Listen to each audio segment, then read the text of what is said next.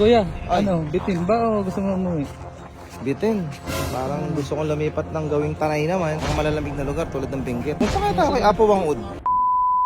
Okay, pa nagkagawa mo. Nagluto ako ng breakfast. Breakfast? Instant noodles. Goto yan. Instant loto. And toothbrush lang ako.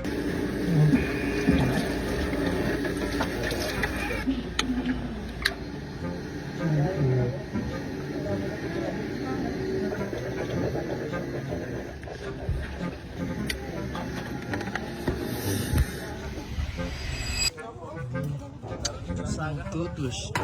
Loto ba talaga? Sarap yan. Hindi ko pala nagiging loto. Loto mix instant. May ganun pa lang, may ganun pa lang instant. Ano? Try nyo lang. Yung ano? Loto mix instant. Sarap. So pag naluto, tikman natin guys. So yun guys, kanya-kanya na sila nagpitan. Ayan na. Pwede na sila para umuwi. Kami hindi pa kami nag-aayos kahit ano. Oh shit! Namin. Yan. Para kasing ayoko pang umuwi. Oo. Ayan guys. Mamaya-maya, magliligpit na rin kami.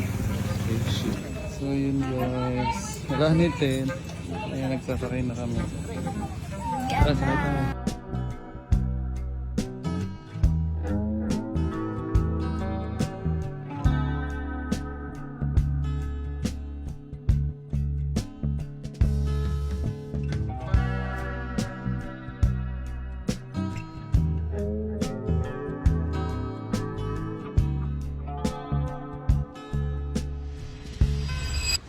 Yun na, pauwi na kami. Bayaw! Dito.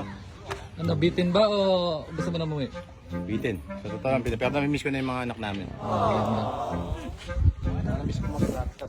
Mag-clap-clap. Mahirap dito eh. Naka-open yung ano nyo. Ayan, tatanungin natin sila. Ayan, sila ate.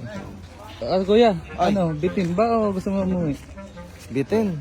Parang gusto kong lumipat ng gawing Tanay naman. Kasi puro Sambales tayo. O kaya, mga malalamig na lugar tulad ng Benguet.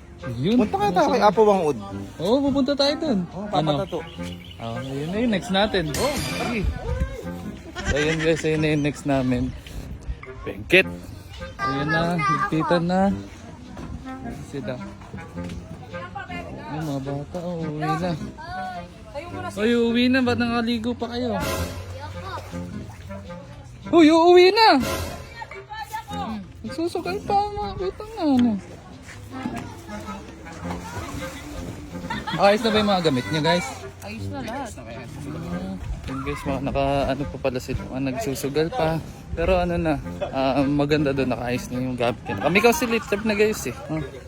Ano? Siya nakaread yung gamit namin. So paano? Sa susunod na lang ulit. Bye-bye! Bye-bye!